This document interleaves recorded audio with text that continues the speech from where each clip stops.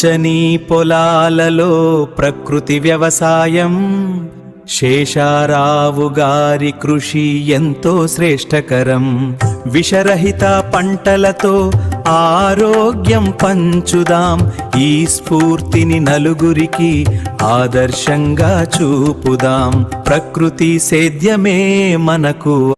ఈ ప్రకృతి వ్యవసాయ ఉత్పత్తుల్ని అందరూ కూడా వినియోగించుకొని వారి యొక్క ఆరోగ్యాలు భద్రపరచుకోవాల్సిందిగా తెలియజేస్తారు. ఈరోజు మనం పెదకూరపాడు మండలం పెదకూరపాడు గ్రామంలోని ప్రకృతి రైతుదర్శి శేషారావు గారి మిరపక్షేత్రంలో ఉన్నాం. రసాయన ఎరువులు వాడకుండా కేవలం ప్రకృతి సిద్ధమైన పద్ధతులతో మిరప సాగు ఎలా సాధ్యమో ఈ రోజు తెలుసుకుందాం. ఈరోజు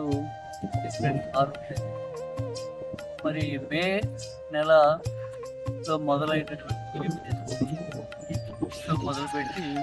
ఇప్పటి వరకు కూడా పూర్తి ప్రకృతి వ్యవసాయ విధానాల మీద మిరప సాగు చేస్తూ ఉన్నారు. ఈ మిరప సాగులో సహజ సిద్ధంగా ఉన్నటువంటి పద్ధతులు ఏవైతే ఉన్నాయో ప్రకృతి వ్యవసాయంలో అవన్నీ కషాయాలు, తర్వాత ఘనజీవామృతం, ద్రవజీవామృతం వాడుకుంటూ, తర్వాత జీవ పురుగు మందులు అయినటువంటి బవేరియా బ్యాక్టీరియా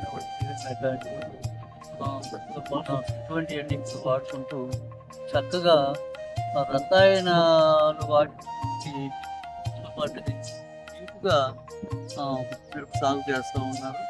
మరి ఈరోజు కూడా చూస్తే ఏదో కాబట్టి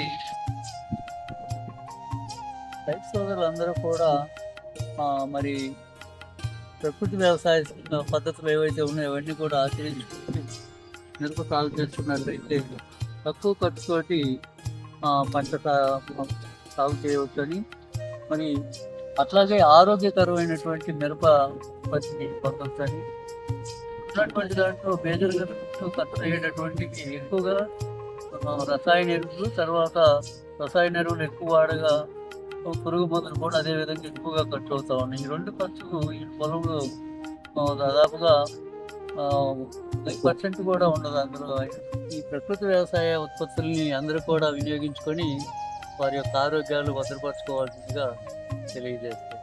థ్యాంక్ యూ.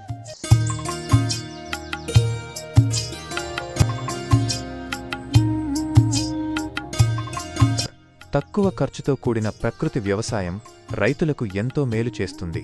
ఈ వీడియో మీకు నచ్చితే లైక్ చేయండి. మరిన్ని వ్యవసాయ సమాచారం కోసం మా ఛానల్ని సబ్స్క్రైబ్ చేసుకోండి. ధన్యవాదాలు.